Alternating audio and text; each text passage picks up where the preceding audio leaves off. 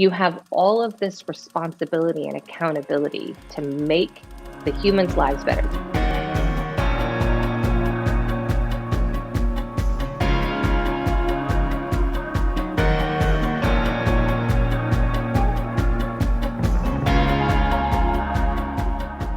Tabitha Dunn currently serves as Chief of Customer Officer, Head of Customer Experience and Global Sales Excellence at Ericsson. In this role, she leads the development of customer experience practice and strategy, the employee experience transformational of the global sales community and the Global Sales Center of Excellence.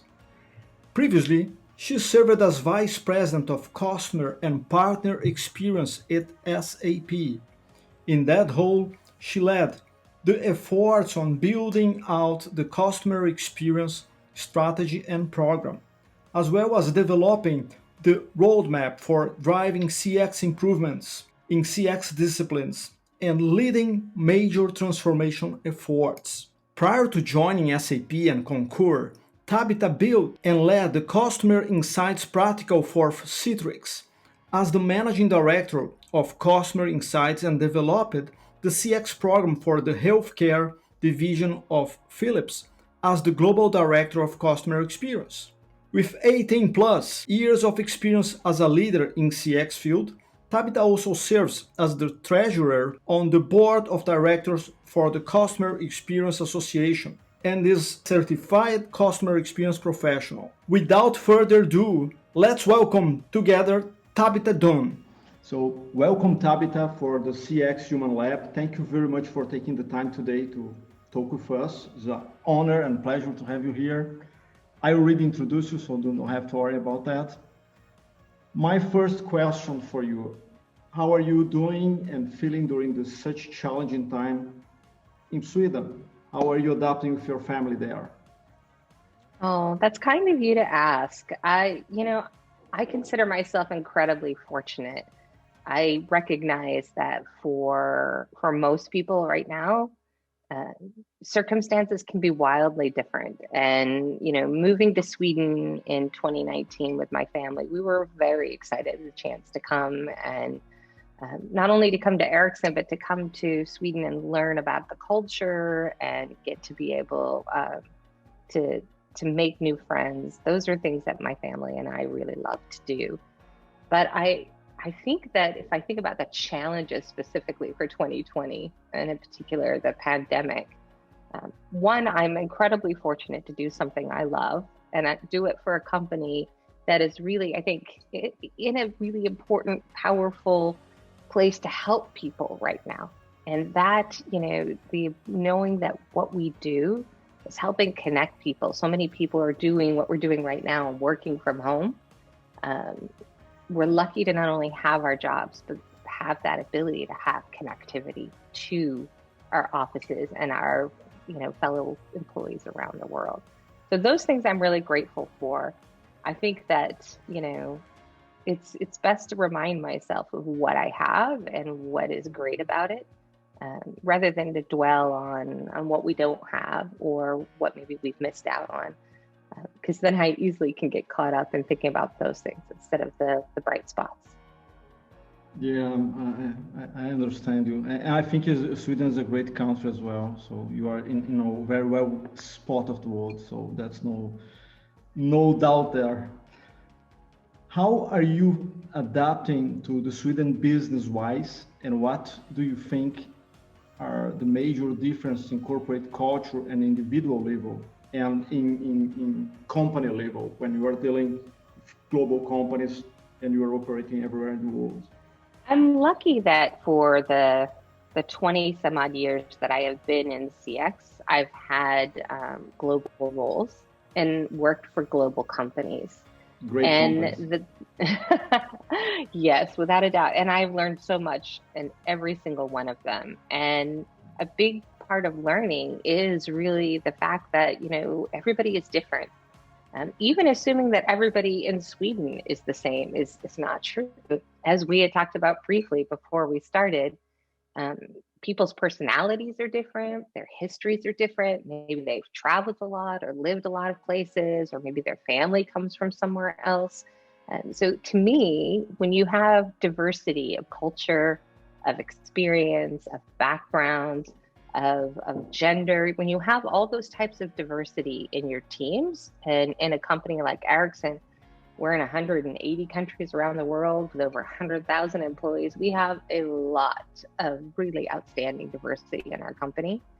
I think it makes your thought processes better, and the way people think, the way they solve problems, it really makes collaboration better too. And Yeah, that is and what I love about outcomes. it. It does. It does.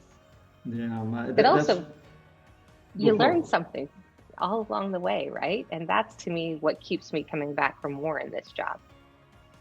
Yeah, diversity is the best thing in the world because you get so many ideas to solve one problem that you would approach from here, and the other guy will come from here and will solve even better the problem, and then you get here. That's like the Hmm. principle of MBA, but that really works, and that's what I love about. What do you think would help global organizations to better understand culture, difference in different cultures, as in order to penetrate those countries? Because many companies comes with one model and they think this model will fit everyone, and that's not always is the case, especially now that we focusing CX, EX, everybody have their analysis, have the differences. How would you approach that with your experience today from such amazing global, all are global, so that's Well, I think what's interesting about companies is that a lot of what informs the culture isn't just the people, it's also what country the company starts from. It does a lot to really inform how the company operates, not just the culture. And I'll share a story from Philips that in my early days when I worked for them, someone had explained to me that Philips has a tremendous consensus culture. So regardless of what part of the world you come from in Philips and what your experience is, you operate in that consensus culture if you want to be successful. And the story they told me about it was really fascinating to me because they said that in the Netherlands, and I will probably get this wrong for our Dutch listeners, so please take my apologies as I no carry this problem. story forward. But what they said is because water and land are so precious and so well managed in many ways in the Netherlands, that if they're going to build a new canal or they're going to move the direction of the canal or something's going to have an effect on whether they're going to clear more land and move water away, which the Netherlands is famous for their engineering skills in that regard, it has to be 100% in the village. So if one Mhm. person in the village says, no, I disagree, and I will not agree to support the initiative to move the canal or expand it or whatever, they don't do it. Now, I imagine in today's world that starts to, that maybe there's more compromise and negotiation, or maybe things have changed, but it's something that's rooted in the Dutch culture that I thought was really fascinating to me. And they said that's a big part of what drives consensus in Philips. So I think when you go into a company, or even before you accept a job, most people, when they are interviewing, should ask a question about culture. But they should really think about, not just the people culture and the culture statements and the values of the company, but how does that affect decision making? Because Mm. that often tells you a lot about how the culture works in the company. So that was the lesson I learned from Philips that I thought was so fascinating. And I have a question about exactly that point. And consensus is very important. Obviously, we all wish in a meeting to the better outcome, correct? But not always consensus is the best tool to achieve better outcomes because you, let's say you are in a C-suite level, you are talking with many people and you disagree with people, and you really are convinced that that's way they want to take is not the right way. Don't you think that also uh, challenging the consensus can be a good strategy, or do you think that this is a unwelcome, let's say that way? What's Ah, your thoughts well, about that? I'm sorry about the question, but just because you said no, that's what I was no, thinking. no. It's a good one. It's not that so much that I say that consensus is the best way to operate, more that the example I gave was consensus was core to the Philips Gotcha. culture. It's not necessarily the same in, any other company I've worked for. It doesn't operate that way. Having worked for SAP, there was definitely a strong, history of the German culture. Now working for Ericsson, there's a strong history of Swedish culture. Having worked for American companies, you can see American culture. But it is a good question about consensus. And I would say that I'm not a fan of consensus for consensus sake, but I am a big fan of effective change management Yeah, because great point. I've said it many times, and I'll say it again. The hardest lesson I ever learned early on in CX is you have all of this responsibility and accountability to make the humans' lives better, to make the customer experience better, if you're doing it really well, you're making the employee experience better at the same time. But if you aren't thoughtful about the fact that people don't change the same way, like you have all that responsibility, you have no authority to do it because true change comes from people wanting to change or at least Exactly. accepting that, yes, I may disagree, but I'm going to agree to move forward with the decision and the change. That really is incredibly important to making true, lasting impact. Yeah, I 100% agree with you because just talking here in Germany and in many parts of the world, you have companies that have slogans, and in the time of really leading the change, it's very difficult for them to go practical with that because not just say let's change and let's have a culture of customer experience doesn't work. You have to do things to get there and take some time and some effort. I think a larger effort to change companies and people behavior especially. That's my experience with Samsung, now SAP, and other companies. You are a leading employee experience strategist for some of Ericsson verticals today. Okay, you are leading sales, employee experience. How did you analyze it? Not specifically about Ericsson, about your experience. How do you analyze the gaps when you come on board and how you're going to improve things for the company as because it's a journey. You know where you are, you have to get to this point, and you have to also convince people to do that with you. How you do this process of getting the things right beyond the communications and change management, but what is your thoughts about it, how you do that?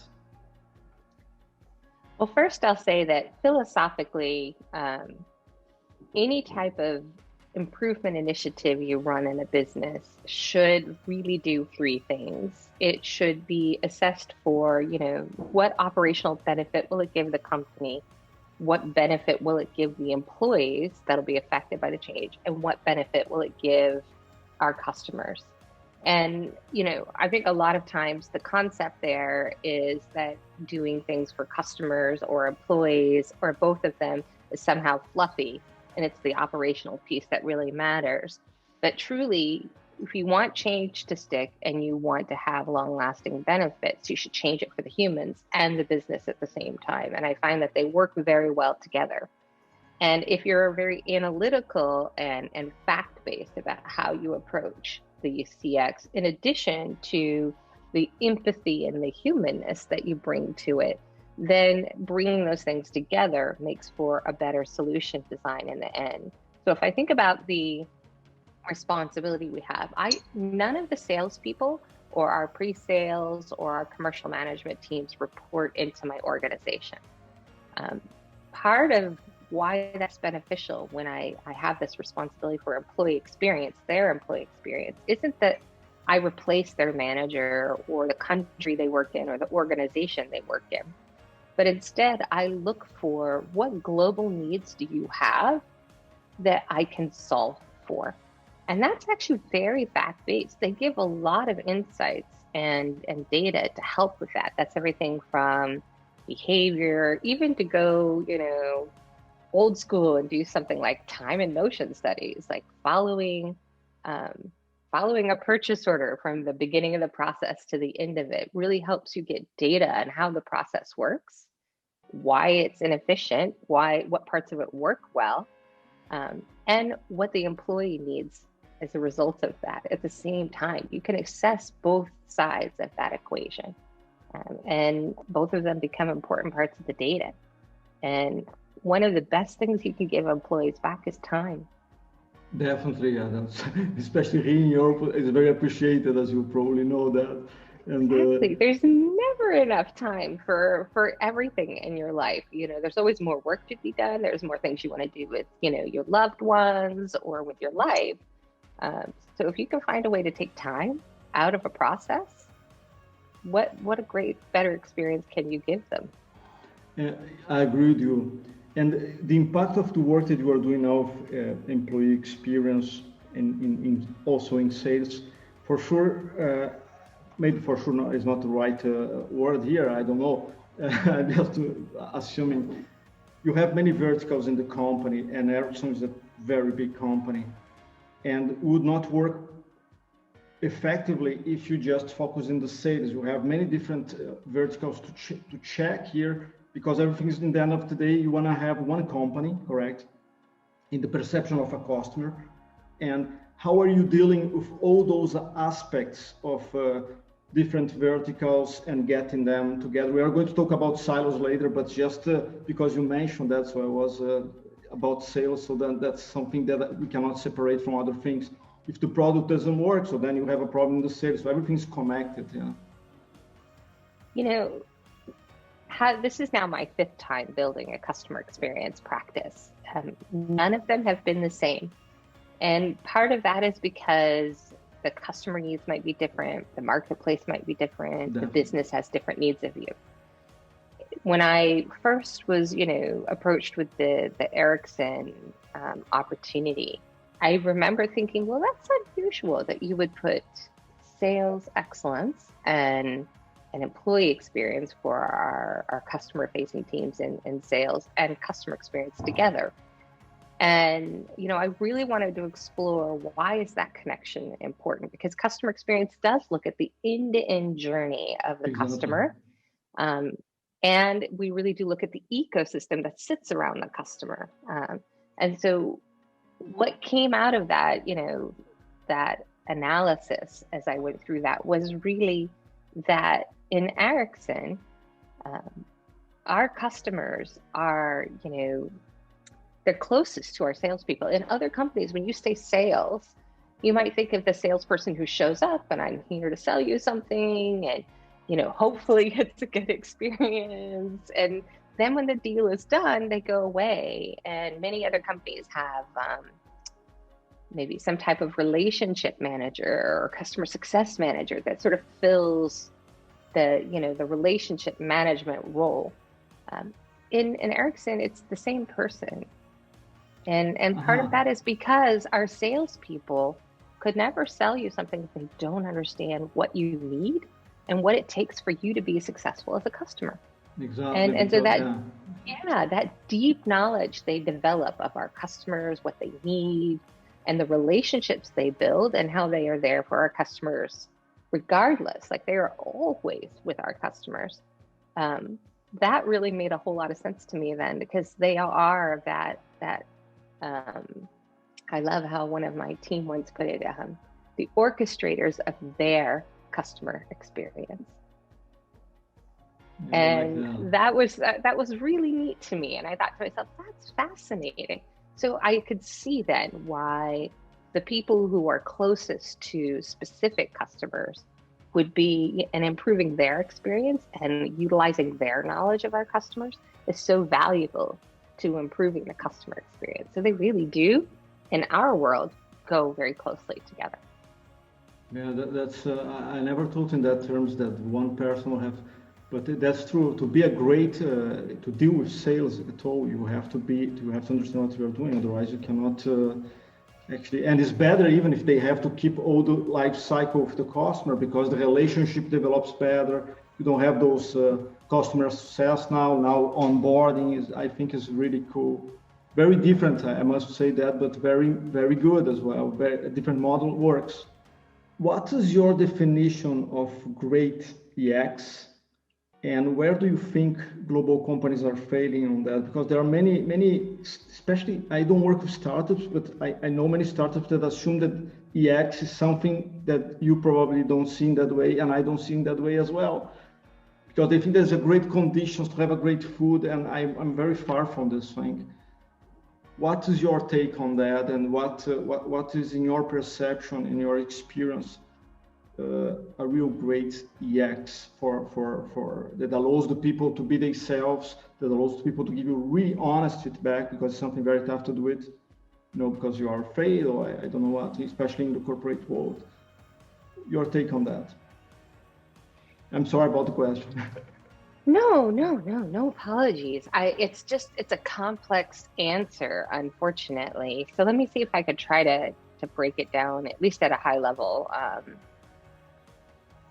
The size of a company and the purpose of a company do a lot for employee experience. So you mentioned startups, smaller companies, whether they're startups or they are family-owned businesses, or whatever they are, the personal touch from the top and the way that feels like a relationship is much easier to build, because you can do wonderful things that are very, very thoughtful, and very oriented towards making it feel like a family, even if you're not a family business, right? You could be that connection. I think that many companies, when they grow past that stage, struggle with scale. And what's interesting for me, having mostly worked for very large companies in my life, is that when you reach those points, and you see it a lot because as companies I've worked for have acquired other companies, you get to see how that scale starts to be a challenge. And most of the time, a company, when they're trying to do really good, acquisition strategy, and then they go into their integration part, they think about, well, we have to integrate finance, we have to integrate systems, we need to move people around. Like, they do a lot of that. And there's now, I think, more of an emphasis on culture and the employee experience, and how do we preserve some of that, and make sure the cultures connect. But we don't think about how you scale culture and how you scale employee intimacy. We talk about customer intimacy, but that feeling of personal connection really happens from your leadership chain. If you feel connected to the leaders in your organization, if you see them as people, if you can see yourself in the company either growing or progressing in your career, like if you see that and you have that connection, then I think that makes it more valuable for people from a personal level. If you are connected to the purpose of the company as well, then you sort of complete the circle. But for a lot of leaders, they're not necessarily taught that vulnerability and empathy are strengths from a leadership perspective. There are many different types of excellent leadership styles, but having more skills and different leadership styles to flex to, I think, make for a better employee experience, because then some employees don't want that level of empathy. They want to come to work and I want to deliver, right? So I should be able to be that type of boss for them. Or for someone who wants more of that empathy and that connection, I should be able to make that available to them too. So that's how I think about employee experiences. It really is, what do they say? You don't leave a company, you don't leave a job, you leave your boss. That's right. I don't know if that's always been true for me. I've had some pretty great bosses over the years. But I can say that you might, that connection to them either makes it easier to say yes to something else because you don't have a connection, or makes it much harder because you do. That's a great point. Yeah, so that's why I said employee experience is complicated, because there's so many different elements to it. Yeah, and as you mentioned, I think everybody have their own needs, and it's most like a tailored experience for everyone. But you have to keep being yourself. As if you are like that, you are empathetic to everyone. You should be to everyone, because you cannot adapt or be less empathetic with you because your needs. Yes, that's the thing of leadership. Thank you very much. I like you. You have such a great mind. I knew that. I knew that's the reason I invite you here. So, Tabitha, I have another question. You served so many great companies as Citrix, SAP, first Concur, and then SAP acquired, and now with Ericsson. And all of them have a commonality in terms of my point of view, and maybe I'm wrong as well. All of them have systems and multidisciplinary or enterprise technology systems, which the design is not always human, very friendly centric. Yeah, and you know that. I'm sure you know that. Maybe less in Concur, but when you got the role in SAP, you know the challenges, and even Bill McDermott recognized the problems before he leaves. So much that he invested 850 millions to change this.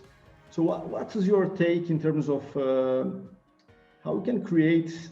And I think this is connected with your work, because to succeed in sales is not just about having a great people prepared, but also to create experience for the user standpoint that will adopt the solution. What's your take on that the companies, especially enterprise technology, are missing? I have one example for you. When you go to the cockpit of Salesforce, for example, if you don't know that before, believe me, it'll take you time to understand what's going on there. And I can apply the same thing from a company that come from, Oracle and SAP, and it's not intuitive. It's not. What do you think that is missing here in this mindset that I have, maybe about simplification and real innovation and adoption? Because that's what you are looking for in the sales, correct?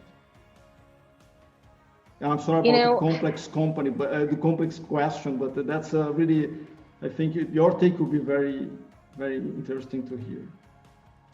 Well, I think you probably get a lot of different answers from various designers around the world. But I would say that in my experience, one of the harder things to do from a technology perspective is to find the right balance between features and functionality and user experience.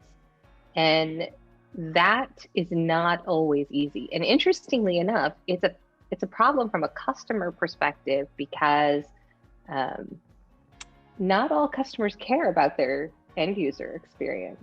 Some companies install the system, and when they are doing the evaluation in the RFP process, they look for user experience. Some of them do not. They look for functionality and capabilities and cost, and not user experience, or maybe user experience is the bottom of the list. When you as a company are selling to your customers, if a lot of your customers don't care about user experience, maybe you don't prioritize it as much either, because it's not what your customers are demanding from you. But there's the opposite challenge of customers are always wanting new functions, new capabilities in technology, and particularly, like you mentioned, the software world. Every time you add something, it makes it more complicated. That's right. And it is extraordinarily hard to make the complex intuitive. And I always think, and I'm probably going to get this wrong, but I believe it was Mark Twain who said, I would have written a shorter letter, but I didn't have time. That to me is the essence of user experience, is tension with product development. To simplify the complex takes more time. It's worth it. And in fact, that's actually one of my philosophies for change, is I'd rather take more time so it's easy to get right and difficult to do wrong. It might take twice as long for us to get to the finish line, but it's worth doing it that way, because then you've made it easier to do. And that means it'll be stickier from a change perspective. But not, that's not always something you have the opportunity to do when you're doing product design. And I would imagine that for most companies, that's the constant challenge. How do I make it easier? How much time do I invest in making it easier versus how much time do I invest in giving customers the long list of things they want those tools to do? I agree with you, but it's interesting because what I see in the market is that as more complex the product is, longer your onboarding program will be as well, because you have to and that makes a problem in itself, as you have to make things bigger to explain, to clarify all the details. And that's what actually two companies that I work with, one that you worked with as well, SAP, are trying to tackle right now. And it's very interesting to see they take on those things. But that's another interesting to hear what you think about that. When you are creating a better experience for employees, you're obviously nothing you work with don't have a customer experience that is great as well, because that's the intention, correct? And are you also working with other departments in order to have the company working as one, or you are working specifically with the team of sales? Because I think intuitiveness, adoption is what business runs today. And I don't know if you agree with that, but that's our intention then of today. When you acquire something today, especially with cloud, is not enough. You have to have adoption, otherwise I don't stick with you next year. And that's the sales as well. So what's your take in terms of bringing a company together to make both the experience for the employee great and the experience of the customer as well? Because one depends on the other anyway. Yeah, one of the things I love about customer experience, and probably why I continue to do this job, is because you have the opportunity to work with every part of the company. So I don't just work with the frontline facing teams in sales or services. I work a lot with finance and legal and IT and compliance and like all of those different groups. I would say that over the years, probably the one I've worked with the least is facilities. And I love the fact that right now, facilities is front and center in the employee experience discussion. I think that's phenomenal, because now companies are suddenly going, maybe I can be located elsewhere. Maybe I could have a smaller footprint, which is great for the earth, right? But at the same time, it could be restructured so that it's far more flexible and collaborative and oriented to, when you're in the office today, this is the way you need to work. And when you're in the office tomorrow, maybe you need to work differently. Those types of conversations, I think that, only the very bleeding edge companies have talked a lot about facilities and employee experience in that type of fashion. I think that's going to be what's interesting to me, is that when you work in CX, there's so many wonderful things that you get to do, and so many people you get to know. And I'm constantly amazed at how passionate people are. And they were like, I want to help. I want to make this better for our people and our customers. And that keeps me going, especially because, change is hard. And that ability to connect with so many people and be the bridge. That's really what CX people are that bridge that connects across all those silos. Yeah, I love that, because the beauty is exactly what you're saying for me as well. The beauty of CX, that you are involved, you cannot just impact here, you have to impact everything, because it's one company. Yes, that's the approach. And forgive me to mention so many times one company. I have experience with companies that you could see the silos so divided from outside as a client, as a customer, I mean, not as a professional. So this is really frustrate me. So I was envisioning you in Ericsson creating this one thing company that obviously they have many divisions. I worked in Frankfurt with the division of BSS, OSS, but I really like your take. That's all I can say right now. Organizations, as they grow, as you mentioned in the beginning, they become more, they need more control, finance, ERP, logistics, etc.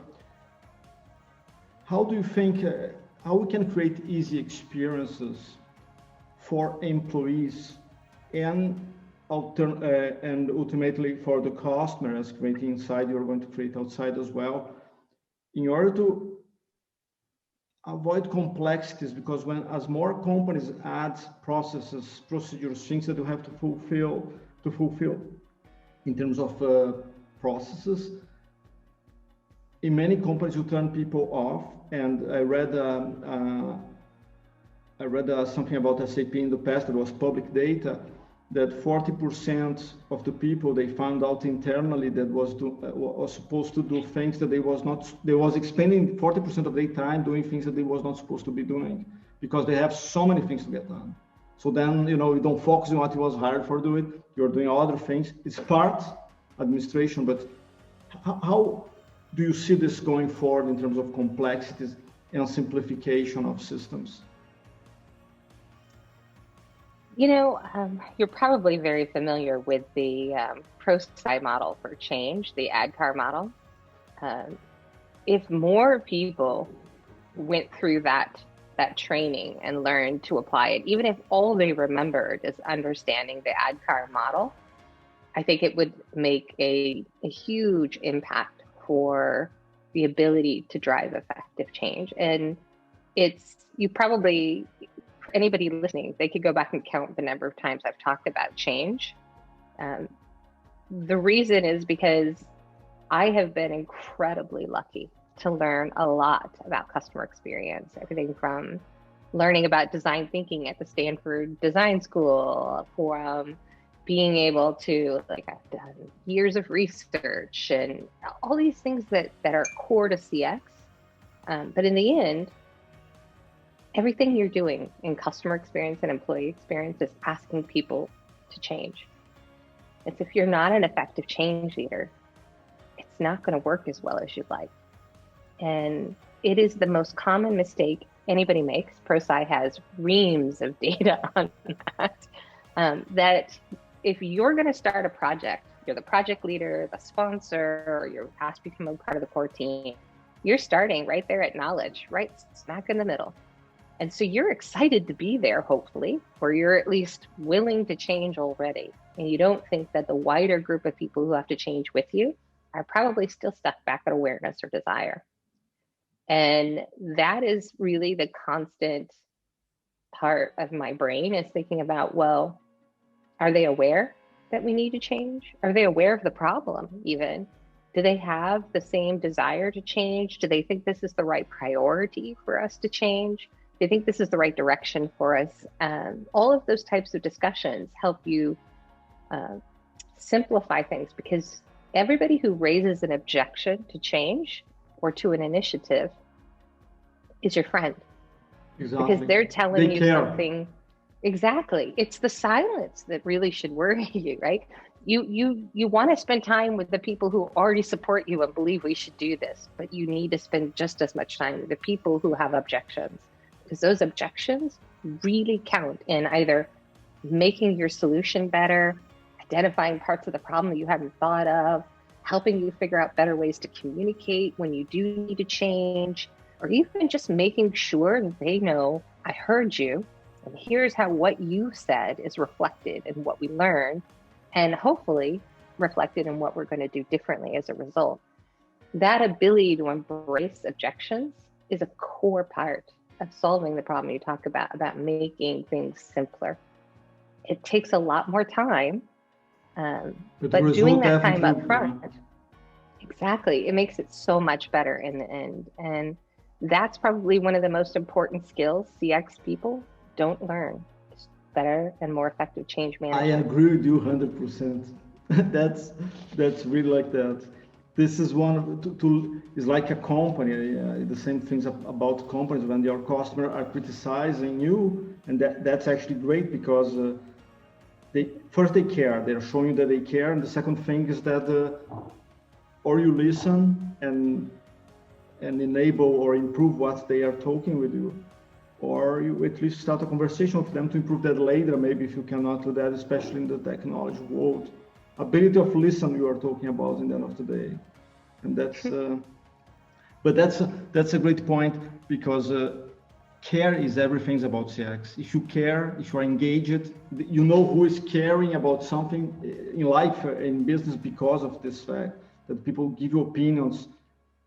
You know, that's how I am as well. I like to give, to think, oh, maybe you can do better that, maybe you can do better here. But sometimes don't come across well. But that's my. Well, anyway. you know, it is a cycle, right? Listen, learn, act, repeat. That's right. What for approaching or end of conversation, I would like to ask you a question about resistance. For sure, you bring a lot of knowledge. You are a very smart girl. You are a very experienced professional. So the people definitely wants to hear to you. That's the reason you are in Sweden right now. But probably not just in any country in the world, in any company, you face resistance to change, resistance to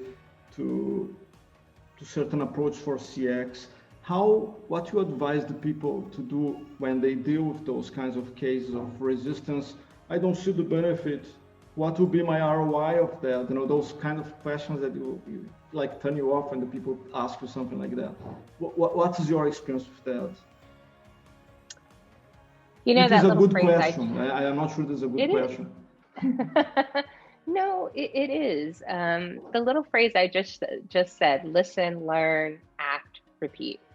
Most people go listen, act. I listened, now I'm going to go act. But I'm very thoughtful about the fact that listening is not, it's only part of learning. And so to truly understand, I have to learn. And this is probably one of the hardest things as a leader for me, because usually, you know, at a certain stage, there's so much going on, a tremendous amount of really important work to do, and people are excited to be a part of it. You need to make progress. There's pressure to deliver results. It's easy to forget that listening and learning has to continue to happen throughout the process. And it is, if you're actively reaching out and listening throughout, not just at the beginning, and trying to learn from what you hear, then you actually can overcome those objections, those resistance points. I think it's very difficult to do if you don't know why people resist. And if you haven't spent the time, not just, oh, they just don't want to change because they're used to the way they do it. Okay, but that's what root cause analysis is for. Go find out what they love about that old way, or what they're concerned about changing. And how do you then help them say, okay, I get it. Changing might take more time now, but once you're used to the new way of working, it'll actually take less time. Let me prove that. How can I prove that to you? It's those types of discussions where you're really thoughtful about, I'm going to really learn and get to the root cause of your concerns, that help you devise better solutions and bring people along the journey. Impressive answer. I love your answers. And because when you speak, we see experience here, not just reading books and those kinds of things. You are doing that. That's totally differently. I love that. Thank you very much. Tabitha, before I let you go, how do people can talk with you? Maybe LinkedIn, maybe how do people can contact you if they want to talk with you? I know that you are very busy, and I appreciate your time here. LinkedIn is probably usually the easiest way. I will admit that I don't check it as often as I check my email, but I do try to check it every week. And so definitely I encourage people to reach out. And one of the things that, you know, I feel that I get from a lot of people in CX is not only their willingness to share what they learn, but to ask the hard questions and to get help. That means that I'm always willing to help. It may take me longer to get to it sometimes, but I am willing to help people. And I learn a lot through that process. And I appreciate the opportunity to share today some of the lessons I've learned. I recognize that trying to cram 20 years of experience into a short period of time means that it's not as practical as everyone might wish. But I hope that everybody who's listening today carried one thing away from them that they go, oh, let me think differently about that, or let me go explore that concept and learn more about that. Yeah, I think many people who watch that and who get your insights, I think are very fruitful because I told you, I see you here. So that's, I really like the experience that you have and all the background and all your insights. Thank you very much for your time. Okay, highly appreciated. Have a great time here in Europe. If you come to Munich, we are here anyway. Okay. Thank you very much for your time. I really appreciate it.